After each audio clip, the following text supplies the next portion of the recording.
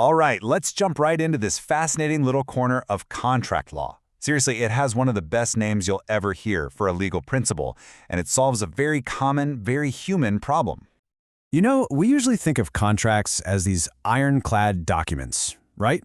Every single term is spelled out in black and white. But what about all the stuff we don't write down, the unwritten rules, the basic assumptions that make the whole agreement actually work? How does the law deal with what's left unsaid? Well, that's where this crucial concept of implied terms comes in.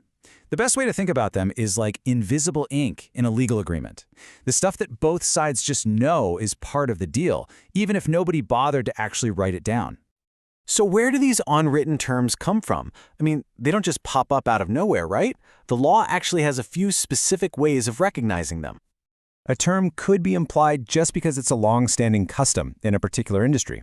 Or it could be required by law. Think about the basic consumer rights you get automatically when you buy something. But today, we're zoning in on that first one, terms that courts implied based on the unique facts of a single deal. And this slide is a perfect roadmap for where we're going.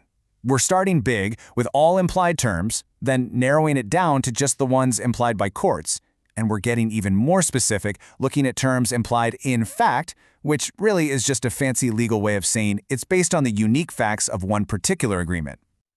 So, to figure out if a term should be implied based on the facts of a case, courts have a couple of main tools in their toolbox. Two key tests they can use to make the call. On one side, you've got the business efficacy test. It asks a simple question: is this term absolutely necessary to make the contract work at all? But the second test, and that's our focus today, is about something much more intuitive and, frankly, a lot more interesting.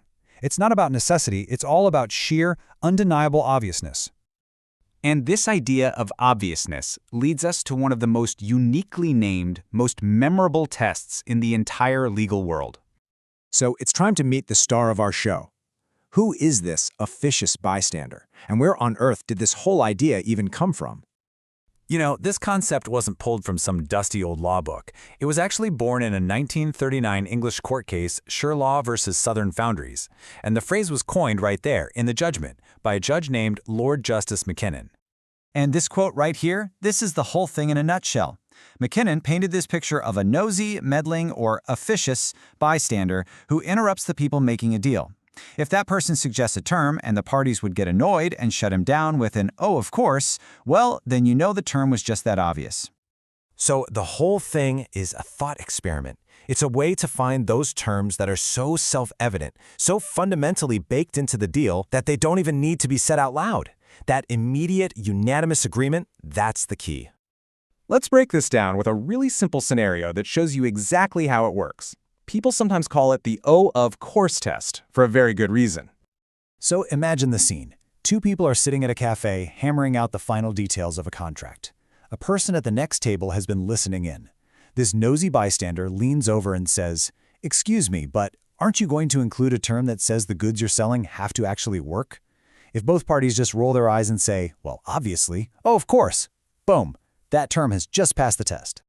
And at the end of the day, that's really what this is all about. It's a formal legal tool for something incredibly simple, recognizing common sense. It's about finding those terms that are an unspoken but crystal clear part of the deal.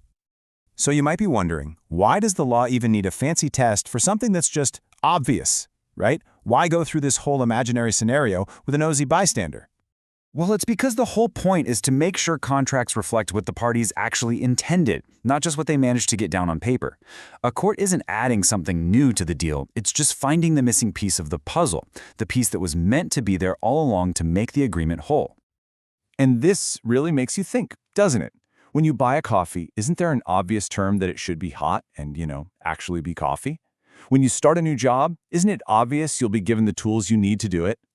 The officious bystander test gives real legal weight to these foundational, unspoken assumptions we rely on every single day.